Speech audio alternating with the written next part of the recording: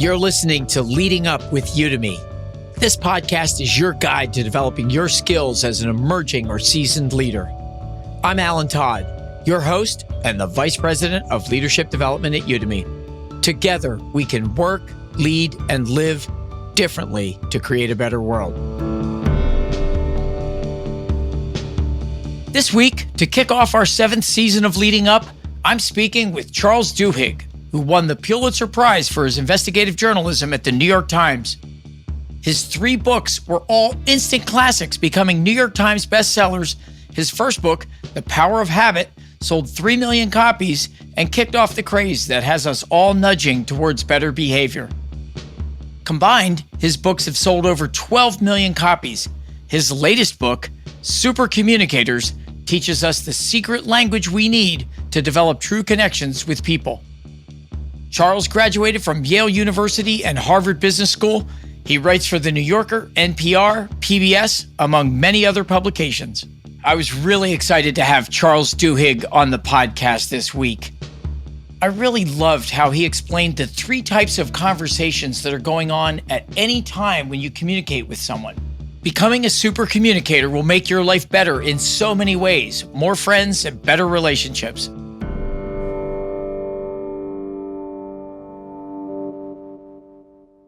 Charles, welcome to the podcast. Thanks for having me, Alan. So I read the New York Times or the Wall Street Journal. I see your name.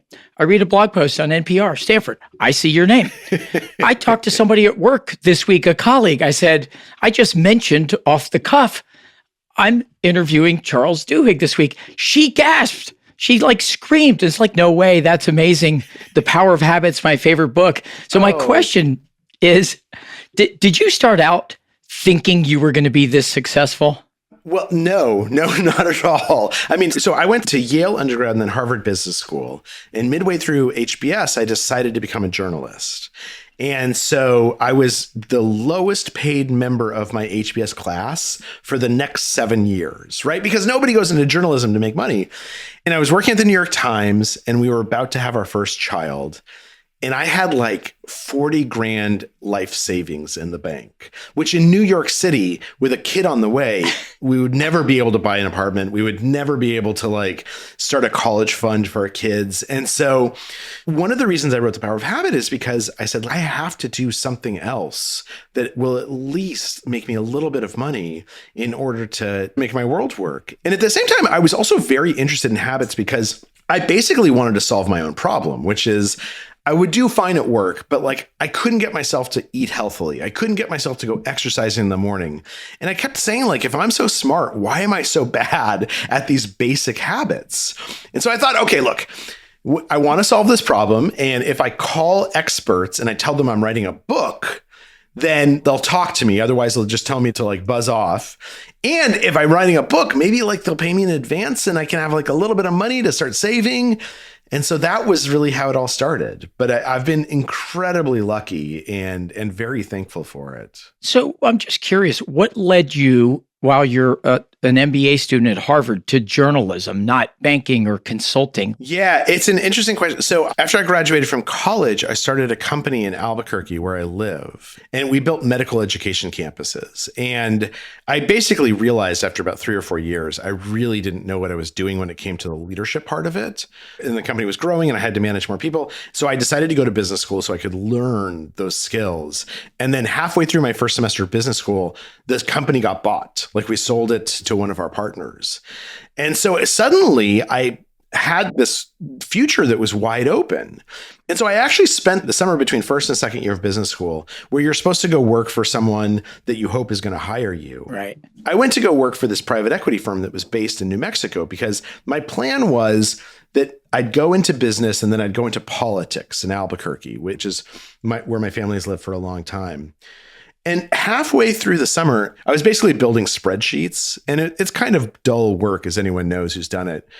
And so I would listen to This American Life every day. This is early in This American Life's history, so I had to allocate it out for myself. So I'd listen to 1 per day, or if it was a really tough day, I'd listen to 2 per day because I didn't want to run out of them. And at the end of the summer, I was like, the best part of this summer was listening to This American Life radio shows. And if that's true, I should probably go make This American Life Stories or something similar rather than go into business. Wow. And so I just decided that that's what I was going to do. And honestly, it's been wonderful. And my family, like I have a little sister who's a state senator in New Mexico, and I sort of see that lifestyle. And I have to say, it would be wonderful to be, U.S. senator or something like that. But it'd be wonderful in theory. The actual day-to-day is kind of, it's like building those spreadsheets. Yeah. Whereas being a journalist, your job is to learn something new every single day, which I just find to be delightful. Do you still harbor political ambition? Not in the slightest. And I think if you do, you have to live a certain life and you have to make certain sacrifices. And I haven't made those. So I don't think I deserve to be in politics. You get it vicariously through your sister. Yeah, a little bit. And, obviously right now watching the national political scene, and I write a little bit about politics for the New Yorker. But no, I really enjoy being able to indulge my curiosity anytime I want to. Yeah. I love it. So before we get into the new book, let's talk about the trifecta. Like, what's the through line that connects three bestsellers, your three bestsellers? Well, so I think that there's two things. The first is each of them is rooted in a question that I basically wanted to answer for myself. I think that sometimes there's this perception that people who write, self-improvement books, it's because they're gurus at whatever they're trying to improve. And I've done exactly the opposite. I've basically found topics where I'm like, I would really like to know how to do X, and I have no idea how to do it. And then I think the other thing that matters a lot in these books is I see my job as first entertaining you and second teaching you something. And we have to fulfill both those missions to the max, right? I want you to read Supercommunicators or Power of Habit and walk away knowing exactly how to become a supercommunicator, how to communicate better, how to build habits or change habits. But along the way, I do not want it to feel like drudgery to read the book. And so there's a lot of stories that I tell. Yeah. And it's suspenseful stories, right? About, in the case of Supercommunicators, a CIA officer is trying to recruit overseas assets, or a trial when the jurors are in the jury room debating whether someone should go to jail, or how NASA finds astronauts that have emotional intelligence. I want those stories to be suspenseful and to be the type of thing where even if you weren't learning something, you still would want to finish the chapter because you want to see how things turn out. Yeah. And that's been really important to me. Yeah. I feel like you created a template that a lot of people follow these days, where you tell stories and you teach something new. Yeah. And I think you frame the teaching in the story, which has all those triggers like the CIA agent and that jury, where I'm like, God, I got to find out the answer. Yeah. And I think one consequence of the internet is that people have become so focused on the quick delivery of information and very specific information that they've forgotten how much of learning occurs when we're exposed to secondary information. So if you think about it, like, why was college magical for so many of us? Why did we learn so much?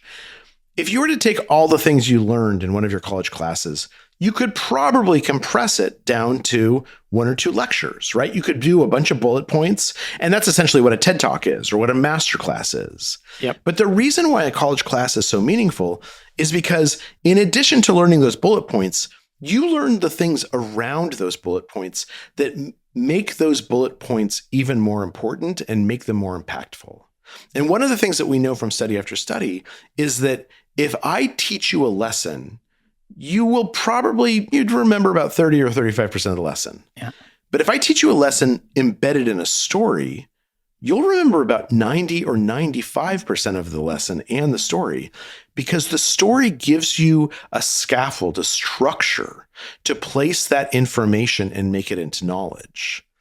And so one of the things that I think is important, and I try not to do this too much in my book, and I try to make it as entertaining as possible, is to say, look, let me introduce you to some of these ideas a little bit more slowly than bullet points. And I'll have bullet points at the end so that you can remember them, and I'll have passages you can underline. But let me prepare the soil of your mind so that when we put that seed in, it grows deep. And that's really important. That's how we learn. Yeah, I love that. I love the idea of just what you do, which is putting the lesson inside the story. And I also think in Supercommunicators, it was really helpful. There's like little graphics and summaries all throughout the book that clearly you put a lot of time into which for me, I thought was really, really helpful. Oh, great. I'm glad to hear that. And I don't want it to feel like work for you. I don't want it to feel like you're on a treasure hunt and you have to find the little nuggets for yourself. So I'll tell you the nuggets during the chapter. And then at the end of the chapter, I'll have a summary that explains very explicitly what those nuggets were and how you can apply them to your life and what you ought to do next. Yeah. Because I want to make it easy for you to absorb this information. And frankly, stories is part of that easiness. When we read stories that are entertaining and we just read them because we enjoy reading them, that makes learning easier.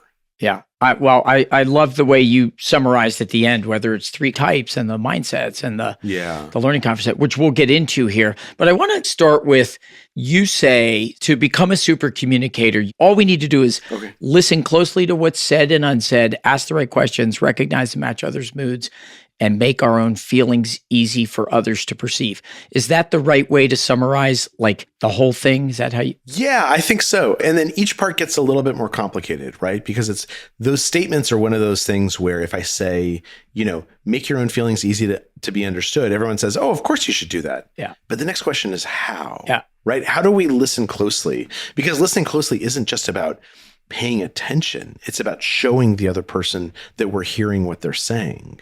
And so what's interesting for me is those are the 4 most important things. And they seem so simple when we say them.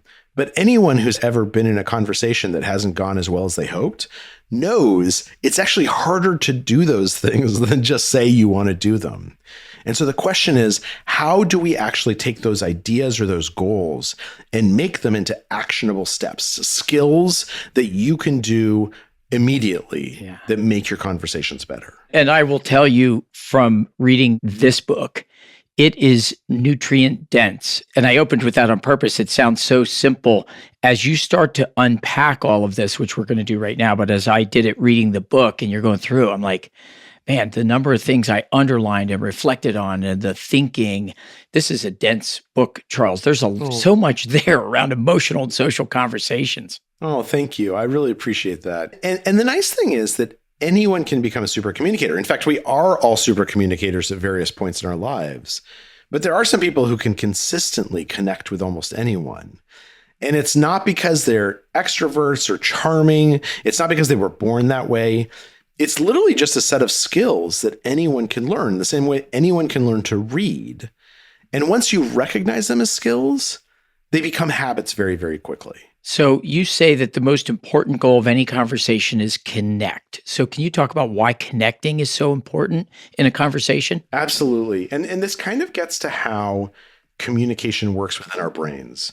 So if you think about it, humans' superpower is communication. Yep. Right? Homo sapiens have succeeded as a species because we can communicate so well, and it's allowed us to build villages and then cities. It's allowed us to share information very efficiently. It's what really puts us apart from everything else that's living on this planet. And so as a result, our brains have adapted to be very, very good at communication. But then it raises this question. So what is actually communication? What's happening inside our brains when we communicate?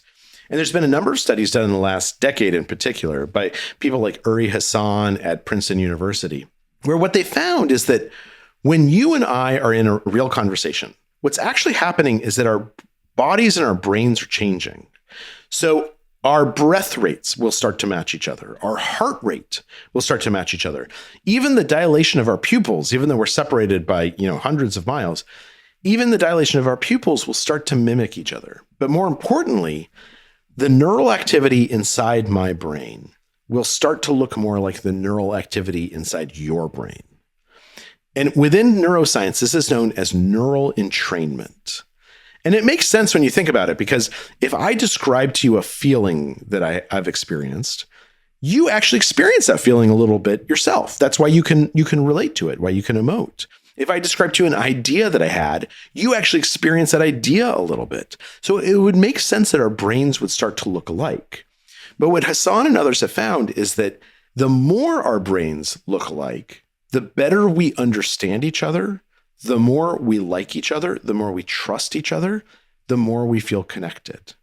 So the goal of communication in many ways is to achieve this entrainment, to achieve this alignment of thinking. And that doesn't mean you have to agree with each other, but it does mean that to understand each other, we achieve some of that entrainment.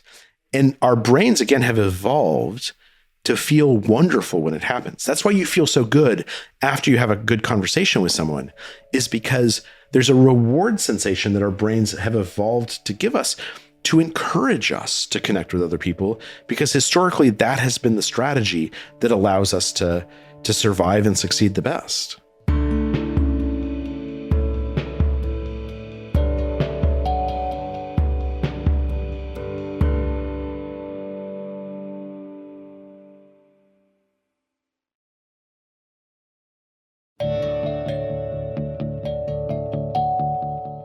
Let's talk about the 3 types of conversations, because I think that's a beautiful way to sort of frame the whole thing. Yeah. This was sort of the origin of the book, is that I would come home from work and I would start complaining about my day. And my wife would give me this very good advice. She would say something like, why don't you take your boss out to lunch and you guys can get to know each other? And instead of being able to hear her advice, I would get even more upset. And I would say, why aren't you supporting me? You're supposed to be on my side. You're supposed to be outraged on my behalf. Right. And then she would get upset because I was attacking her for giving me good advice. And so I went to these researchers and I asked them, what's happening here? Why do we keep falling into this pattern? Particularly because I'm a professional communicator. I'm supposed to be good at this stuff. Yeah. And what the researchers said is they said, well, because of advances in neural imaging and data collection, we're able to kind of answer that question for the first time. What we've discovered is that most people assume when you're having a discussion that you're talking about one thing. You're talking about your day or where to go on vacation. But actually, every discussion is made up of different kinds of conversation. And in general, these conversations tend to fall into 1 of 3 buckets. There's practical conversations where we're making plans together, solving problems. But then there's emotional conversations where I might tell you what I'm feeling, and I don't want you to solve my feelings. I want you to empathize. And then there's social conversations, which is about how we relate to each other and society, and the social identities are important to us. And they said, what we've discovered is that if 2 people or more are having different kinds of conversations at the same moment, it's really hard for them to connect to each other, because you're literally using different parts of your brain. And so that neural entrainment, that neural synchronicity that I mentioned, that's really hard to accomplish when I'm using the amygdala, the emotional part of my brain, and you're using the prefrontal cortex, the practical part of your brain. It's hard to think alike. And that, of course, is what was happening with my wife and me, is that I was having an emotional conversation and she was responding with a practical conversation. And they're both legitimate conversations, but because we weren't having the same kind of conversation at the same moment, we couldn't really hear each other. But what the researcher said is, if you can figure out how to detect what kind of conversation is happening, and if you can match the other person and invite them to match you, then even if you don't agree with each other, even if you're talking about something that's really difficult, you will feel connected in a way that makes that communication easier and helps you understand each other. And so I thought that was really, really interesting and important. And part of it, the takeaway is just to get into the habit of when someone's talking to you, to just in the back of your mind think, does this sound like a practical conversation or an emotional conversation or a social conversation? Because if you can identify that, you can lean into it a little bit. And the other person's going to really appreciate that. And then you can invite them to lean into you. Yeah. And that goes back to the original statement I read. You're listening to what's said and unsaid and matching others' moods. You're starting to unpack that. Can you give an example? You've done it in the book, but when we get into the conversation and we actually go through all 3 phases, like how do we figure out what conversation we're having when it changes throughout the conversation? Well, so I think once you're aligned, you tend to change together very intuitively. So the most important question is, as this conversation begins, or as we hit some rocky place in the road where we're not communicating with each other, how do I figure out what kind of mindset you're in? And how do I communicate what kind of mindset I'm in? And one of the best ways of doing this, according to studies, is asking a deep question. And a deep question is a question that asks about someone's values or beliefs or experiences, which can sound a little bit intimidating, but it's actually as simple as like, if you meet someone who's a doctor, right? Instead of asking them, where do you practice medicine? Asking them, oh, what made you decide to go to medical school? Because the first question, where do you practice medicine? That's a fact-based question. But the second question, why did you decide to go to medical school? Or what do you love about being a doctor? What's your favorite case? That's a question that asks someone to describe how they feel about their life rather than the facts of their life. And they're going to answer by telling you about experiences they've had or about what their values and beliefs are. I decided to go to medical school because I really wanted to help people. And I saw my dad get sick as a kid. Once that happens, what someone's going to say in their response is they're going to tell you what kind of a mindset they're in. Yeah. So the same person you ask that question of, depending on their mindset, might answer two different ways. They might say something like, oh, I decided to go to medical school because, I really wanted a steady job, and I knew that there would always be a demand for medicine. Okay. So that person, they are in a practical mindset right now, right? They don't want to be emotional. They don't want to tell you their sob story. They want to give you an explanation that's kind of practical and straight ahead. Yep. But that same person in a very different mindset might say, oh, I decided to go to medical school because I saw my dad get sick as a kid, and I wanted to be one of those people who helped him. Okay, that person is in a much more emotional mindset, right? And so I think that all we have to do, it can sound a little hard when it's just described this way, but once you just start looking for these clues, it becomes very obvious what kind of a mindset people are in. And at that point, you can just kind of lean into it. Yeah. And I love you covered this in the book. So, the knee-jerk questions like, oh, where did you go to college? Which is a fact-based answer. Instead of what you just said, how did it feel? Yeah. And I love that. I wonder if you could talk about how do we ease into that conversation from shallow to deep? I don't want to just jump in and go deep. How do we get into the conversation? How do we go from shallow to deep, or do we just jump right into a deep question? I mean, honestly, all the studies show if you just kind of jump in that people love it, right? And that doesn't mean you say like, oh, tell me about the time your mother died, right? Right. A deep question doesn't have to seem deep. And the distinction to think about is, I want to ask you deep questions that invite you to tell me something meaningful, but don't mandate that you tell me something meaningful. So if I ask you, tell me about when your mother died, that's a mandate, right? If you don't want to talk about your mother, if you don't know me that well, suddenly it's awkward. But if I say, oh, what was it like growing up in Albuquerque? Like, are you close to your parents? It's an invitation. Someone might say, yeah, no, we're really close. It's great. I loved it. Okay. So they've sort of told me that's not something they want to talk about. Or they might say, yeah, I'm really close to my parents. My mom actually passed away 3 or 4 years ago. But before she did, we were very, very... So the key here is to ask a deep question that invites but does not mandate. And there's a guy named Nicholas Epley at the University of Chicago who's studied deep questions a lot. And conventional wisdom used to be that you needed 3 or 4 shallow questions to get to a deep question. But what Nick has found through experiments is that you can basically go to a deep question almost immediately. And he tests this himself. Yeah. Once a month, he'll get on a bus in Chicago.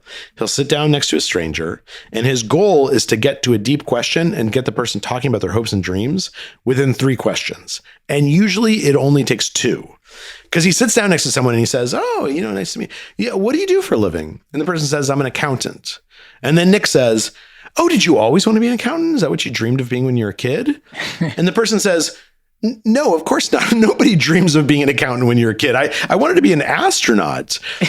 But now they're talking about something real. And Nick can say, oh, why didn't you end up becoming an astronaut? Like, what happened that you ended up an accountant? And now this person is talking about their life and their experiences and how their dreams change as we get older and mature.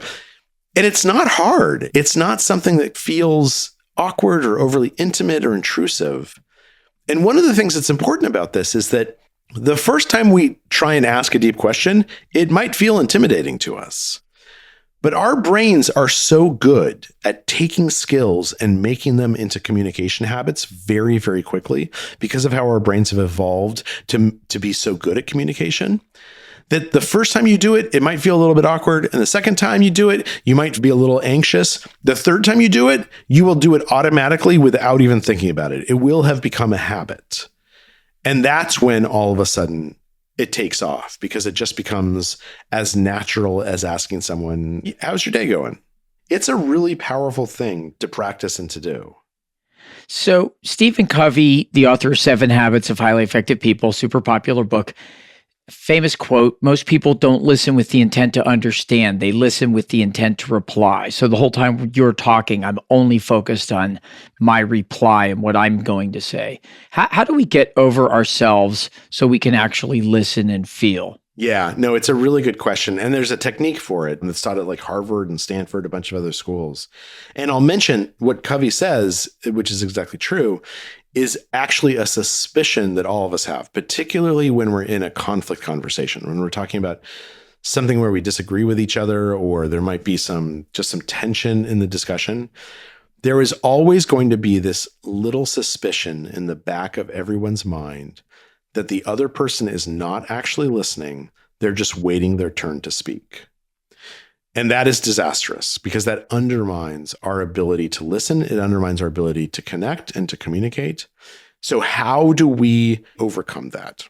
Well, the first thing that we have to do, we have to prove to the other person that we are actually listening, right? We are paying attention. We're not just waiting our turn to speak. And the technique for doing this is called looping for understanding and has 3 steps. Step 1 is that you should ask a question, preferably a deep question if you can. Step 2 is that after the person has answered that question, repeat back in your own words what you heard them say. Now, it's important that this isn't mimicry, right? This isn't me like sort of robotically repeating back what you said. Rather, it's me trying to prove to you that I was paying attention, and even more importantly, that I was processing what you were saying. I was thinking about it. That's step 2. And then step 3, and this is the step we always forget because most people do some version of step 1 or step 2. But step 3 is ask if you got it right. Did I hear you right? Am I understanding? And what happens when we ask if we got it right is one of 2 things. First, the person might say, no, I don't think you totally understood what I was trying to say. And that's really useful to know, right? Because it means that we missed something. Or the second possibility is that they say, yeah, I think you're understanding what I'm saying. And what happens when we ask them and they agree that we heard them is that we've actually asked them for permission to acknowledge that we were listening. Now, the thing I love about this looping for understanding is that it answers your question, which is, how do I basically train myself to really listen closely? How do I trick my own brain into not wanting to just respond? Well, if I give myself an assignment that I have to listen to closely enough that I can repeat back what you're saying in my own words, then I actually am training myself to listen to you, right? I can't complete that assignment if I'm just thinking about my own response. I really have to pay attention to you. So part of this is not only to prove that we're listening, but to help us become better listeners, we have to set an assignment for ourselves. We have to almost, hack our own brain into paying close attention and not getting distracted by what we're going to say in response.